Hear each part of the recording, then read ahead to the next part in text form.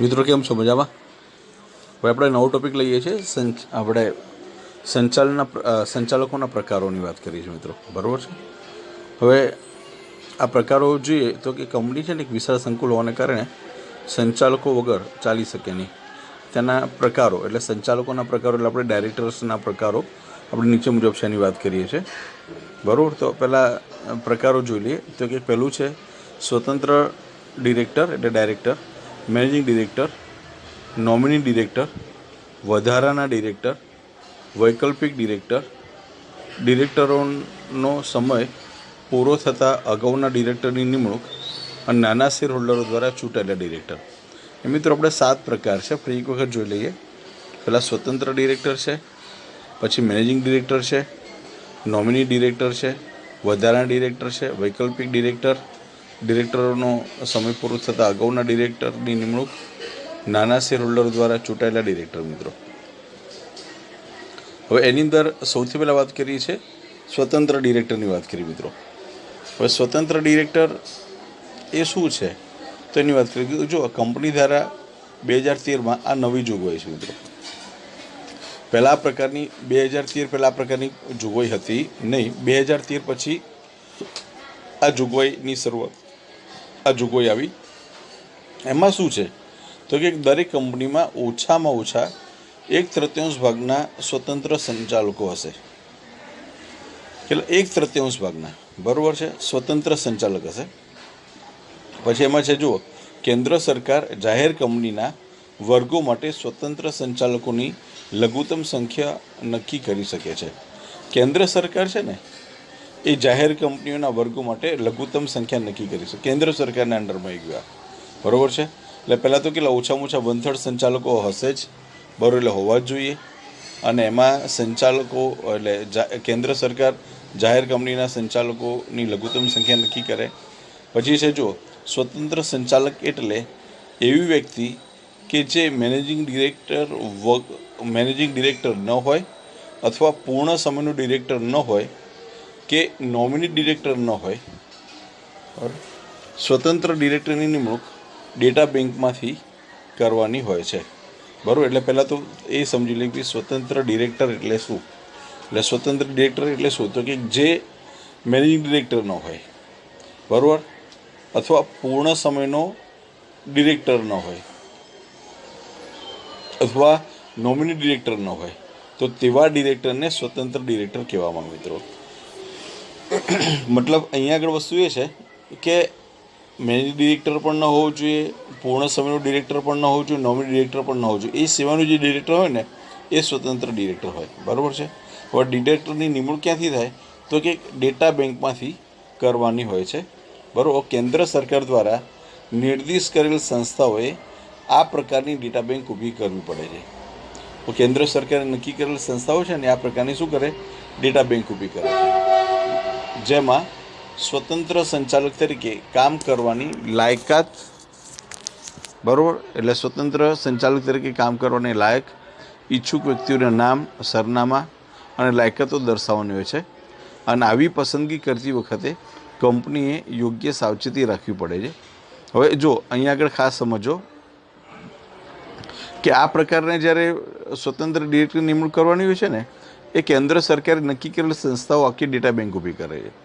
અને એની અંદર શું હોય કે સ્વતંત્ર સંચાલક તરીકે જે લોકો કામ કરવા માગતા હોય તો એ વ્યક્તિઓના નામ છે, સરનામા છે, લાયકાતો દર્શાવવાની હોય, આ બધી જ વિગતો એમાં દર્શાવવામાં આવે છે, બરાબર.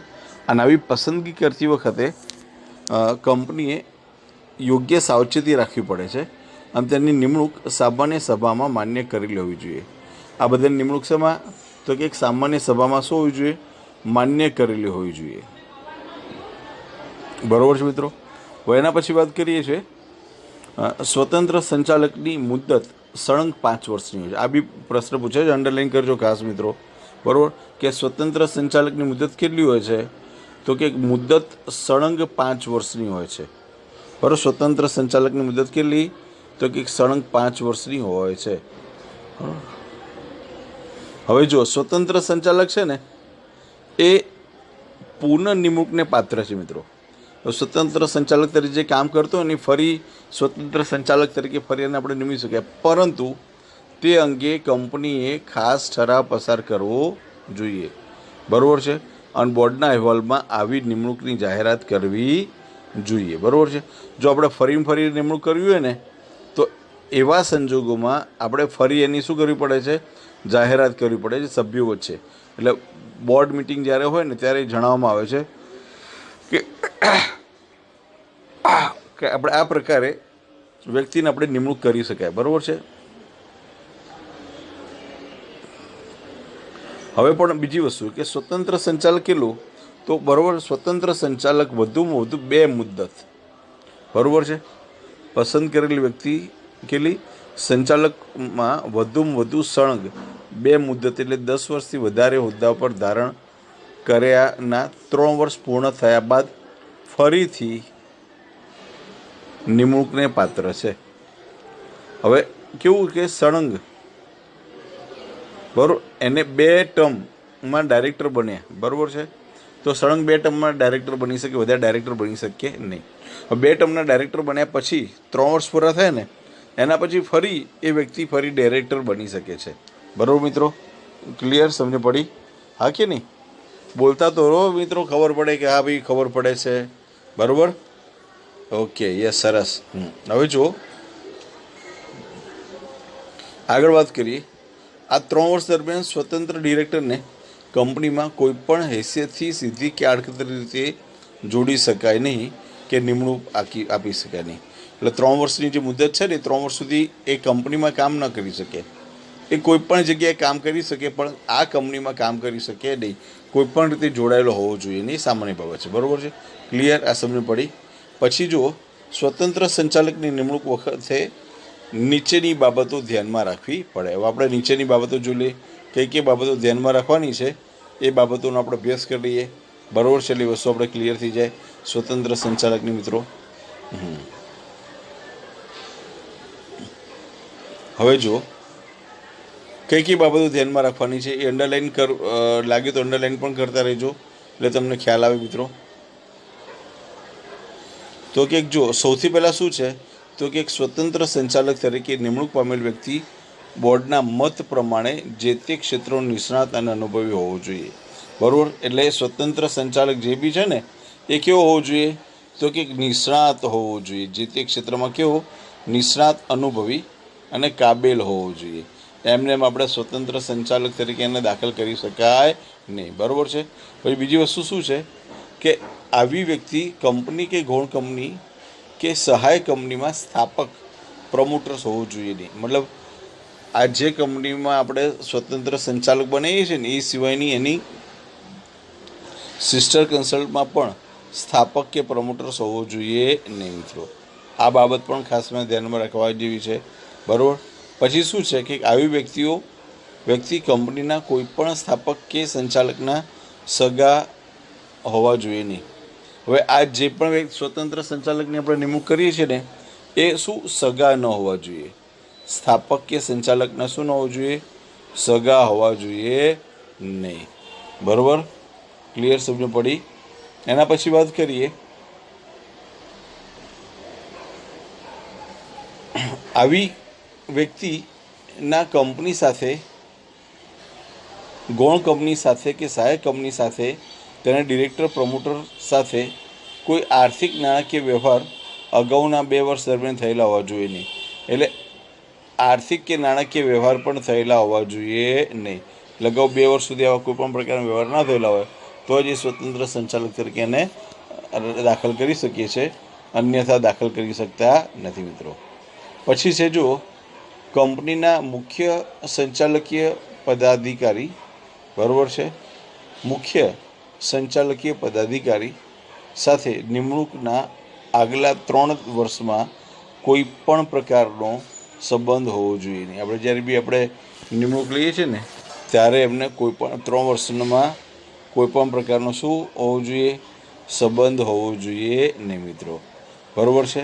આખો આપણે આ ટૉપિક પૂરો કર્યો છે, બરાબર. સ્વતંત્ર સંચાલકની વાત કરી, બરાબર. હવે ત્યાર પછી આપણે વાત કરીશું મેનેજિંગ ડિરેક્ટરની વાત કરીશું, બરાબર છે. હવે મેનેજિંગ ડિરેક્ટરની વાત કરીએ. મેનેજિંગ ડિરેક્ટર શું છે તો એકવાર એ સમજી લઈએ આપણે, એટલે આપણને ખ્યાલ આવે. બરાબર છે. તો કે જો મેનેજિંગ ડિરેક્ટરને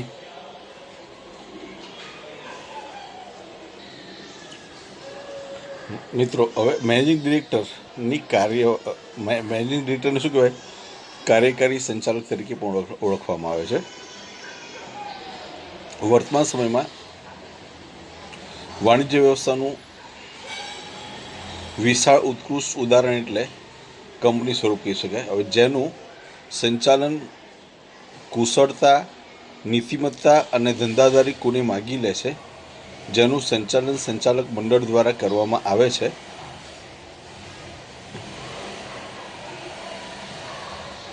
પછી કંપનીના સંચાલક મંડળમાં સભ્યો જુદા જુદા શહેરોમાં વિખરાયેલા હોવાથી કંપનીના રોજબરોજનો વહીવટ સંભાળી શકે નહીં. રોજબરોજનો વહીવટ સંભાળવા માટે મેનેજિંગ ડિરેક્ટર કે પૂર્ણ સમયના ડિરેક્ટરની કે મેનેજરની નિમણૂક કરવામાં આવે છે. હવે મિત્રો, આ વસ્તુ પહેલાં એકવાર તમને આખું સમજાવી દઉં તો તમને ખ્યાલ આવશે. જો હવે કંપનીના જે પણ, હવે કંપનીનું સંચાલન કોણ કરે? કે બોર્ડ ઓફ ડિરેક્ટર્સ કરે. બોર્ડ ઓફ ડિરેક્ટર્સ એટલે સંચાલકોનું મંડળ કહેવાય. હવે બોર્ડ ઓફ ડિરેક્ટર્સ એટલે સંચાલકોનું મંડળ કહેવાય, પણ સંચાલકો બધા કોઈ એક જ શહેરમાં કે કોઈ એક જ ગામમાં રહેતા ના હોય મિત્રો. આ બધા જ સંચાલકો અલગ અલગ જગ્યાએ રહેતા હોય. હવે બધા સંચાલકો અલગ અલગ જગ્યાએ રહેતા હોય તો બની શકે રોજ આવવું શક્ય બની શકે નહીં. તો આની જવાબદારી પર્ટિક્યુલર એમાંના કોઈ એક વ્યક્તિને સોંપવામાં આવે છે, બરાબર, કે જે રોજબરોજના વહીવટ સંભાળી શકે. તો રોજબરોજના વહીવટ સંભાળવા માટે જે વ્યક્તિની નિમણૂક કરવામાં આવે છે એને શું કહેવામાં આવે? મેનેજિંગ ડિરેક્ટર કહેવામાં આવે છે, અથવા તો પૂર્ણ સમયના ડિરેક્ટર કહેવામાં આવે. બરાબર. હવે આ બે ન હોય તો એને મેનેજરની નિમણૂક કરવામાં આવે. કાં તો મેનેજિંગ ડિરેક્ટરની નિમણૂક કરવામાં આવે છે, કાં તો પૂર્ણ સમયના ડિરેક્ટરની નિમણૂક કરવામાં આવે છે, કાં તો મેનેજરની નિમણૂક કરવામાં આવે છે. બરાબર છે. પણ હવે મોટાભાગે મેનેજિંગ ડિરેક્ટરની નિમણૂક કરવામાં આવે છે. બરાબર, ક્લિયર? હવે જેનું કાર્ય કંપનીમાં રોજબરોજનો વહીવટ કરવાનો અને સંચાલક મંડળે લીધેલા નીતિ વિષયક નિર્ણયોનો અમલ કરવાનો હોય. બરાબર છે. હવે સંચાલકોએ જે પણ નીતિ વિષયક નિર્ણય લીધો હોય ને એનો અમલ કરવાનો હોય ને, એટલા માટે શું કરવામાં આવે? તો કે મેનેજિંગ ડિરેક્ટરની નિમણૂક સંચાલક મંડળ દ્વારા કરવામાં આવે છે. મેનેજિંગ ડિરેક્ટર નિમણૂક કોના દ્વારા? તો કે સંચાલક મંડળ દ્વારા કરવામાં આવે છે. ક્લિયર મિત્રો? સમજ પડી? તો આ હતો આપણો ટોપિક મેનેજિંગ ડિરેક્ટર. એટલે આપણે બે ટોપિક પૂરા કર્યા. બરાબર. પહેલો કયો ટોપિક પૂરો કર્યા? સ્વતંત્ર ડિરેક્ટર પૂરો કર્યો. પછી બીજો ટોપિક કર્યો મેનેજિંગ ડિરેક્ટર. બરાબર છે. આ બે ટોપિક પૂરા કરી દીધા છે. બરાબર છે. હવે એના પછીના આપણે ત્રીજા ટોપિકની વાત કરીએ, નોમિની ડિરેક્ટર્સ. હવે બોર્ડ ઓફ ડિરેક્ટર્સ કંપનીના નિયમનપત્રની જોગવાઈ અનુસાર નીચેના સંજોગોમાં નોમિની ડિરેક્ટર્સ નિમી શકે. હવે જો નોમિની ડિરેક્ટર્સ નિમવા માટે છે ને નીચેની બાબતો હોવી જરૂરી છે, તો ડિરેક્ટર્સની નિમણૂક થઈ શકે, અન્યથા ડિરેક્ટર્સની નિમણૂક થઈ શકે નહીં. બરાબર છે. એટલે સૌથી પહેલાં શું છે તો કે કોઈપણ સંસ્થા સાથે સમજૂતી અનુસાર નોમિનેટ કરવામાં આવેલ વ્યક્તિને ડિરેક્ટર તરીકે નિમણૂક કરવામાં આવે છે. નોમિનેટ કરવામાં આવેલો હોય કોને? કોઈ ચોક્કસ સંસ્થાની સમજૂતીના આધારે કોઈ નોમિનેટ કરવામાં આવ્યો ને કે ભાઈ આ વ્યક્તિ સંચાલક તરીકે સારું કામ કરી શકે છે, ત્યારે આપણે એને નોમિનેટ કરી શકીએ, એટલે એને નોમિની ડિરેક્ટર કહેવામાં આવે. પછી છે પ્રવર્તમાન કાયદા અનુસાર, બરાબર, પ્રવર્તમાન કાયદા અનુસાર કોઈ પણ સંસ્થા દ્વારા નોમિનેટ કરેલ વ્યક્તિને ડિરેક્ટર તરીકે નિમવામાં આવે છે. હવે કાયદા અનુસાર, બરાબર, કાયદા અનુસાર સંસ્થામાં જે નોમિનેટ કરેલ વ્યક્તિ હોય ને તો એને ડિરેક્ટર તરીકે નિમણૂક કરવામાં આવે છે. અને એના પછી છે કે કેન્દ્ર સરકાર અથવા રાજ્ય સરકાર તરફથી શું? કેન્દ્ર સરકાર અથવા તો રાજ્ય સરકાર તરફથી સરકારી કંપનીમાં શેર ધારણ કરવાની રૂએ નોમિનેટ કરાયેલા વ્યક્તિને ડિરેક્ટર તરીકે નિમી શકાય છે. મિત્રો, આ ત્રણ બાબતો છે નોમિની ડિરેક્ટર માટેની. બરાબર. તો મિત્રો, આપણે આ ત્રણ ડાયરેક્ટરોની વિગતો મેળવી, એટલે સંચાલકોના ત્રણ પ્રકારોની વાત કરી, અને હવે પછીના બાકીના પ્રકારો અગાઉના લેક્ચરમાં આપણે વાત કરીશું. બરાબર છે મિત્રો? તો ત્યાં સુધી આ ત્રણ ડિરેક્ટરો આપણે જોયા. આપણે ચોથા ડિરેક્ટરથી આપણે આગળ વાત કરીશું. બરાબર છે?